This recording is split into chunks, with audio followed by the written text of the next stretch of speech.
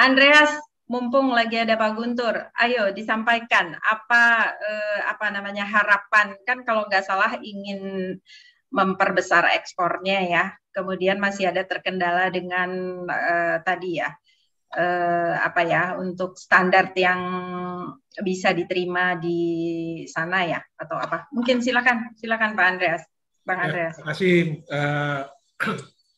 Kaila. Atur nuhun Pak Kang Guntur atas responnya.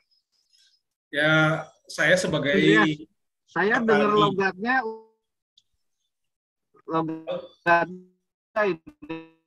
ini. Udah Sunda ya Mas ya? Lanjut. Kan? Ya saya lanjut.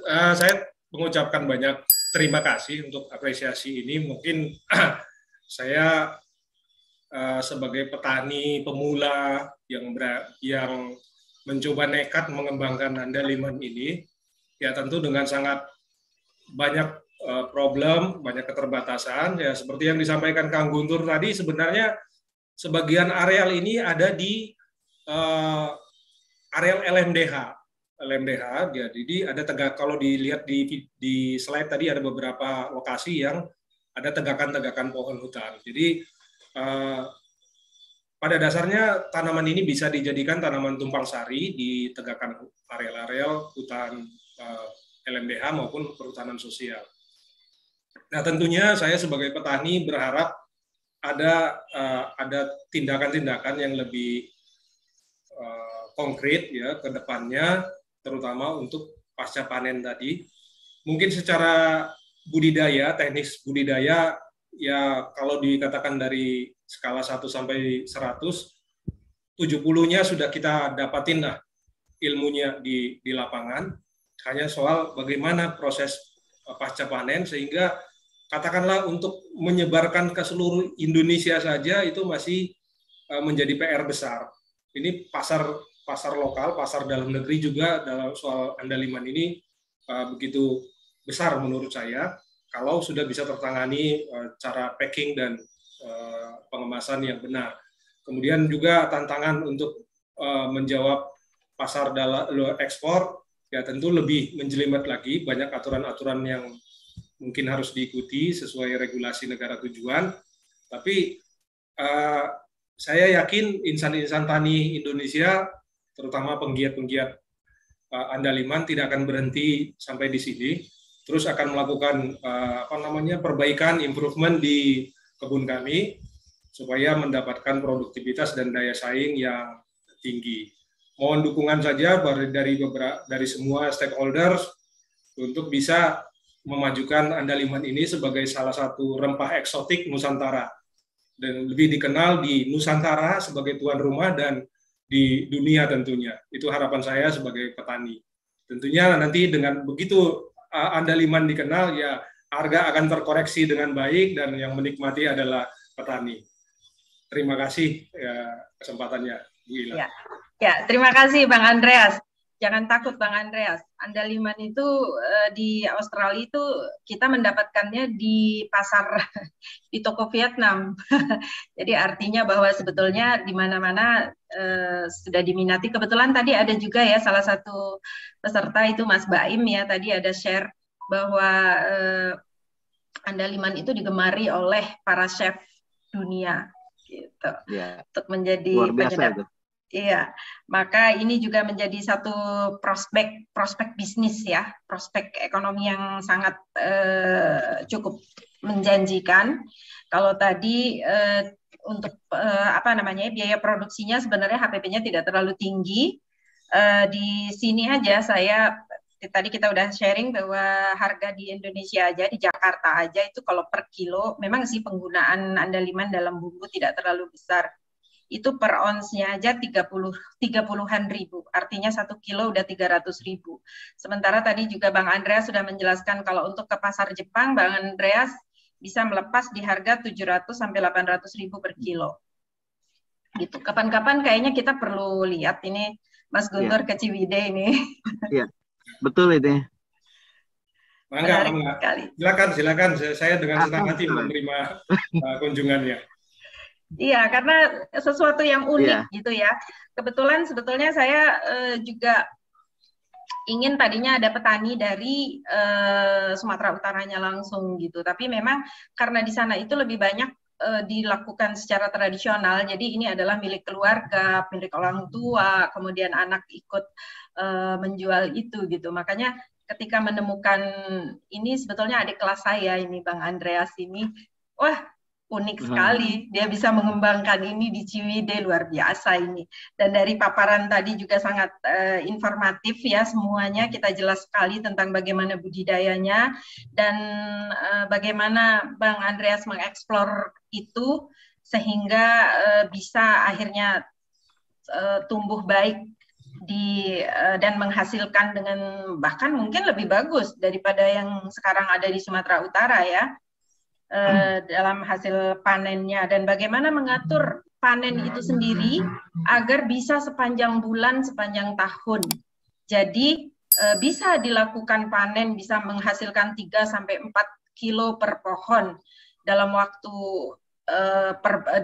per bulan. Tapi nanti pada bulan-bulan berikutnya mungkin akan rendah. Jadi bagaimana Bang Andreas mengatur itu supaya cukup imbang di setiap bulan ada, juga bisa diatur di bulan-bulan kapan ketika misalnya mungkin akhir tahun, mungkin waktu libur, waktu kumpul keluarga, maka orang-orang orang-orang Batak itu biasanya berkumpul memasak arsik, jadi ketersediaan andaliman itu selalu terpenuhi, luar biasa, sangat inspiratif.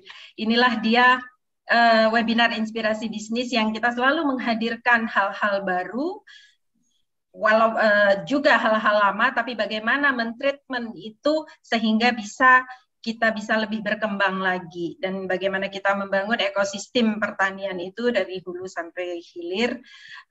Kemudian tadi mari di dalam ini kan akan ditonton terus, akan ada terus di YouTube channel kita, Indonesia Review. Silakan bagi Bapak Ibu yang tadi belum sempat menonton dari awal, bisa silakan lihat kembali di channel YouTube Indonesia Review. Silakan tinggal ketik saja Indonesia Review Intani, maka akan muncul semua webinar inspirasi bisnis dari pertama sampai sekarang ini yang ke-50. Juga tadi kalau misalnya Bang Andreas, ada satu yang masih jadi persoalan adalah pada penanganan pasca panen agar bisa sampai menjangkau pemasaran ke seluruh Indonesia dan internasional. Mungkin ada yang bisa sharing, bisa kontak ke kita akan kasihkan nomor telepon Bang Andreas. Saya rasa cukup itu ya, Mas Guntur, atau mau ditambahkan lagi, Mas Guntur? Iya, saya sedikit saja. Tadi luar biasa ya, Bang Andreas, apa yang sedang dilakukannya. Ini bukan semata-mata petani biasa, tapi ada misi bagaimana endemik lokal Indonesia ini bisa menjadi tuan rumah di negeri sendiri dan juga bisa menjadi komoditas ekspor unggulan. Ini nih sangat menarik. Nah, kami tertarik untuk sama-sama mengembangkan ini, Bang Andreas. Mungkin nanti kita jadwalkan kunjungan ke Ciwidey ya, ke Ciwidey untuk berkunjung ke kebunnya Bang Andreas. Kemudian kita coba connectingkan sesuai dengan fungsi Intani. Ini kita selalu mengistilahkan kita nih connecting people gitu kan, menghubungkan antara para petani dengan pasar, dengan teknologi, termasuk yang proses produksi pasca panen.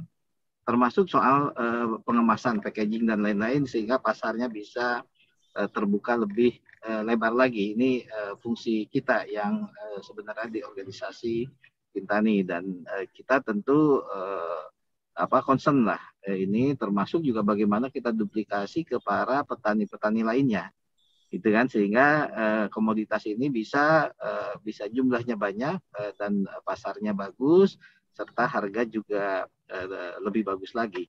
Ini yang ingin kita kembangkan. Saya sangat tertarik ini Bang Andreas. Jadi kalau namanya Andreas Panjaitan, tadi saya sudah sampaikan logatnya itu udah logat Ciwidey ini, udah logat Sunda ini.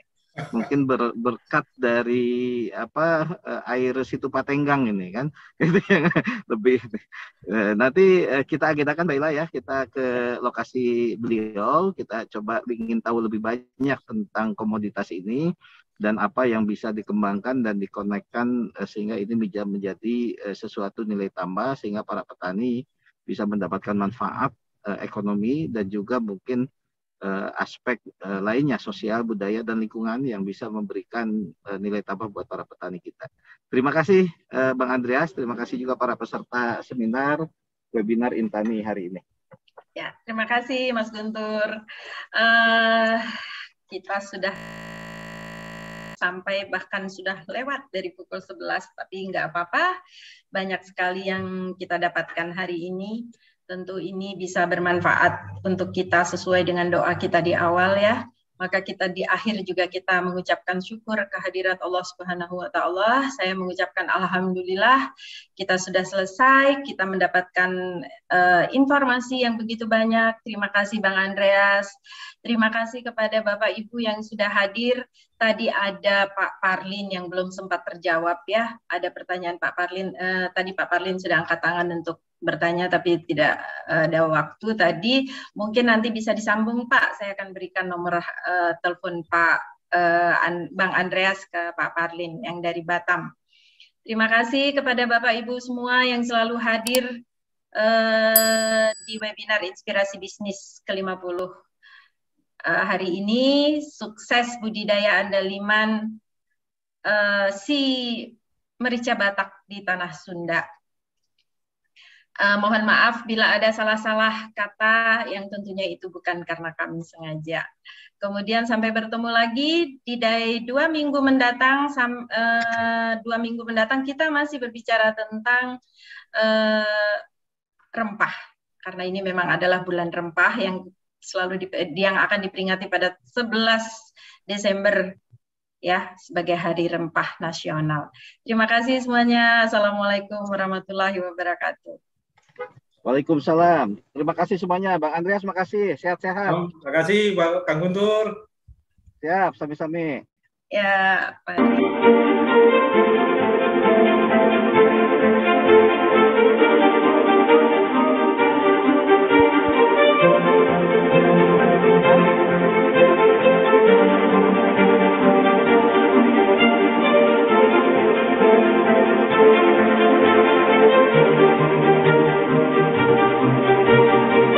Apresiasi dulu saya kepada Intani ya, yang dimana setiap tayangannya, setiap pertemuan setiap hari Minggu, tiap hari Rabu, saya sendiri pribadi adalah yang beruntung mendapatkan rezeki ilmu pengetahuan baru, mendapatkan orang-orang baru yang sangat inspiratif. Artinya bahwa Intani memang bekerja untuk Tuhan.